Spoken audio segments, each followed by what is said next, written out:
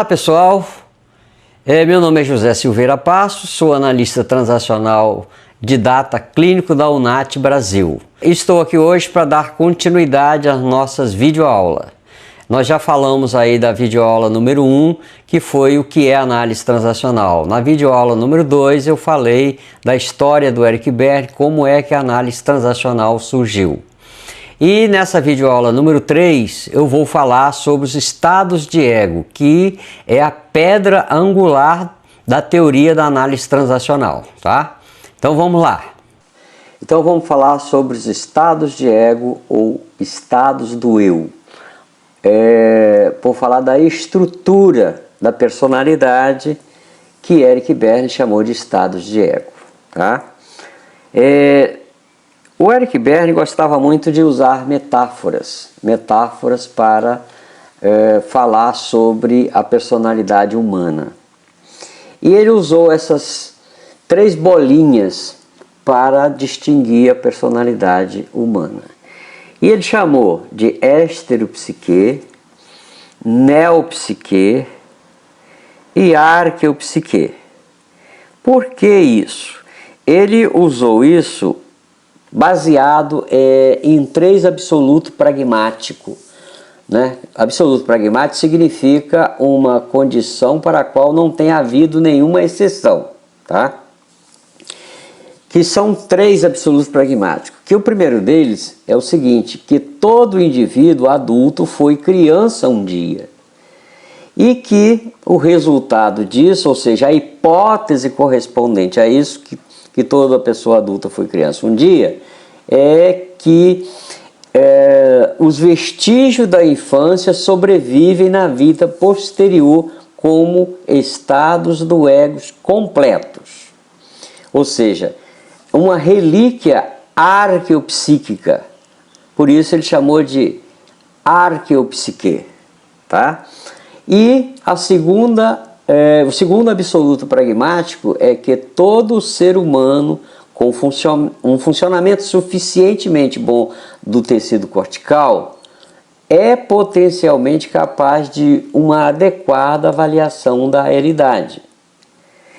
E qual é a hipótese correspondente a esse absoluto pragmático? Que a avaliação da realidade é função de estados do ego distintos e não da capacidade isolada. Ou seja, é o que ele chamou de funcionamento neopsíquico. O prefixo neo significa atual, né? Do aqui e agora, recente. E o terceiro absoluto pragmático é que todo indivíduo que sobrevive até a idade adulta teve pais ou alguém loco parentis, ou seja, alguns substitutos, alguém que funcionou no lugar dos pais. E qual é a hipótese correspondente a isso? É que os vestígios da infância, conforme nós falamos lá para arqueopsique, eu falo agora para estereopsique, que o comando pode ser assumido pelo completo estado de ego de um indivíduo exterior, segundo se percebe, se observa, que ele chamou de funcionamento estereopsique. Significa o quê? Que vem do externo, ou seja, de fora para dentro. E o arqueopsique, que é o arcaico, o prefixo arqueo é arcaico, significa o quê? Que ele veio, foi fixado lá na infância, veio lá de trás, são relíquias lá da infância. E a neopsique, o prefixo neo significa presente, aqui agora, novo, atual. E assim Eric Berne descreveu o aparato psíquico. Então esse é o aparato psíquico, o aparelho psíquico, estereopsique, neopsique e arqueopsique. São os organizadores, são os órgãos psíquicos. São os órgãos psíquicos que organizam todas as informações e vão transformá-las em estados de ego, ou seja, vão transformá-los em fenômenos, porque os estados de ego são fenômenos.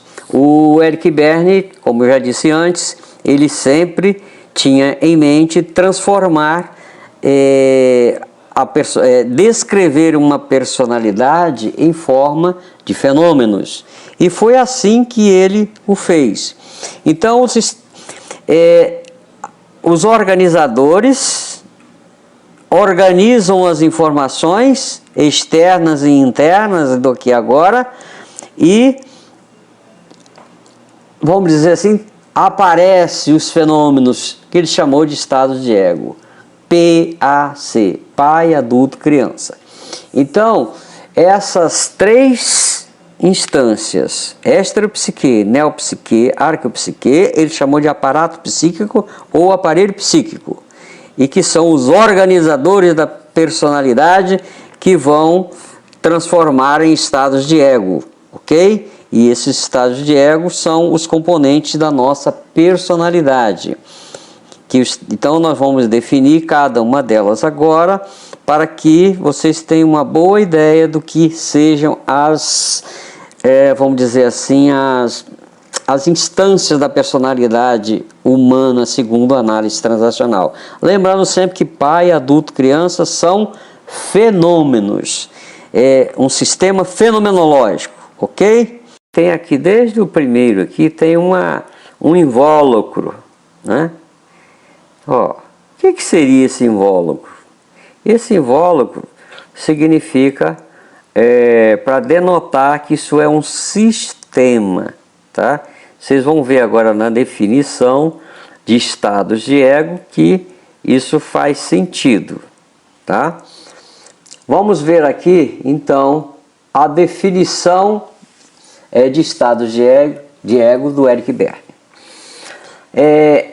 O Eric Berne escreveu que um estado de ego pode ser descrito fenomenologicamente como um sistema coerente de sentimentos relacionado a um dado sujeito e operacionalmente como um conjunto de padrões coerentes de comportamento, ou ainda, do ponto de vista pragmático, um sistema de sentimentos que motivam um conjunto de padrões de comportamentos afins.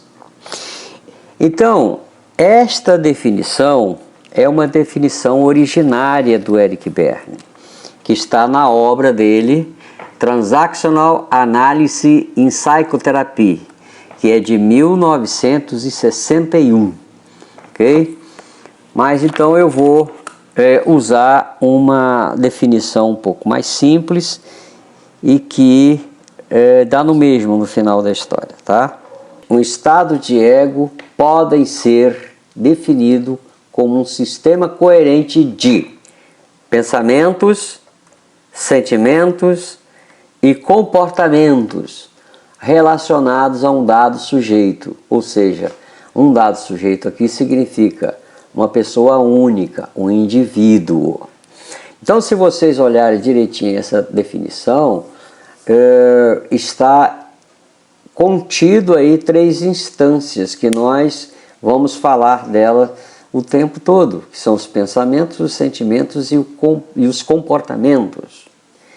Então, essa definição, vou repetir, os estados de ego podem ser definidos como um sistema coerente de pensamentos, sentimentos e comportamentos relacionados a um dado sujeito. Ok? Sistema coerente por quê? Porque eles têm uma coerência entre eles. E relacionados a um dado sujeito, que é o seguinte, cada pessoa tem os seus estados de ego. Eu tenho meus 3 estados de ego, você tem os seus 3 estados de ego, todos nós temos nossos 3 estados de ego. Só que cada um é diferente do outro. Não tem um estado de ego de uma pessoa igualzinho o estado de ego de outra pessoa. Não. Pode ter aí algumas coisas parecidas, mas igual não.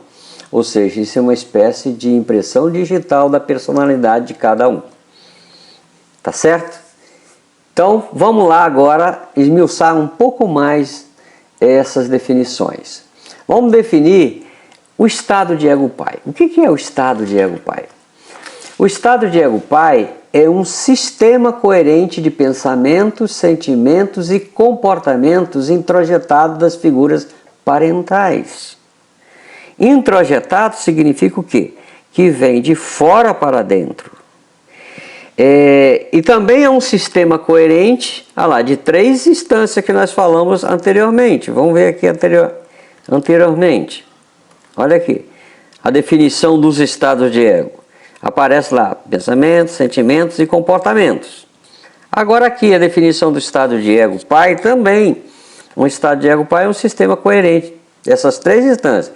Pensamento, sentimento e comportamento introjetados, ou seja, que vem de fora para dentro. O que são figuras parentais?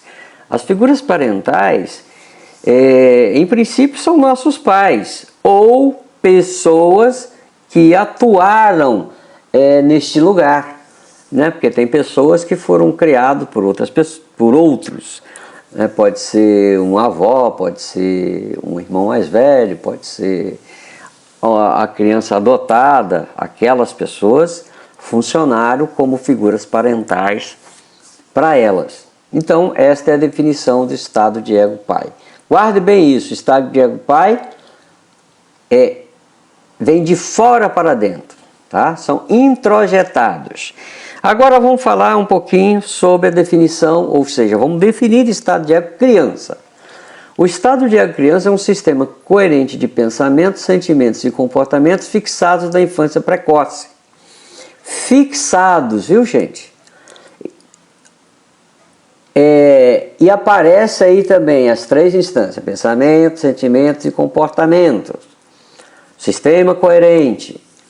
Você veja que é muito parecido, só tem um detalhe, que lá no pai, né, são introjetados, e na criança são fixados. Como é que é isso? Vocês já perceberam, tiveram a oportunidade de ver uma criança de 5, 6 anos, 4, fazendo birra, né? Ela fica brava, chora, bate pezinho, tem criança até que se joga no chão, e chora mesmo, faz aquela algazarra. Vocês já viram também, já observaram, pessoas adultas, ou seja, lá de 30, 40, 25, 18, 50 anos, que também faz algo muito parecido quando não tem aquilo que ela quer, quando ela é frustrada, fica de bico, cara feia, moada pelos cantos. Aí alguém pergunta: fulano, o que houve? Aí ela responde assim: nada não. Percebem isso?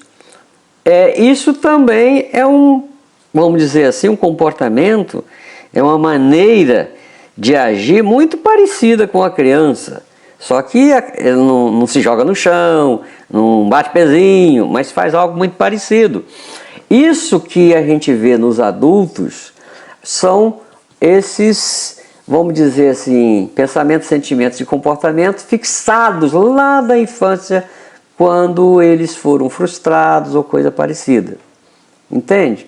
Muitas das vezes a criança quer alguma coisa, os pais, por algum motivo, não querem, não podem, etc. E aí fala: não dá, não sei o quê, explica, e a criança continua. Aí eles, para se verem livre disso, o que eles fazem?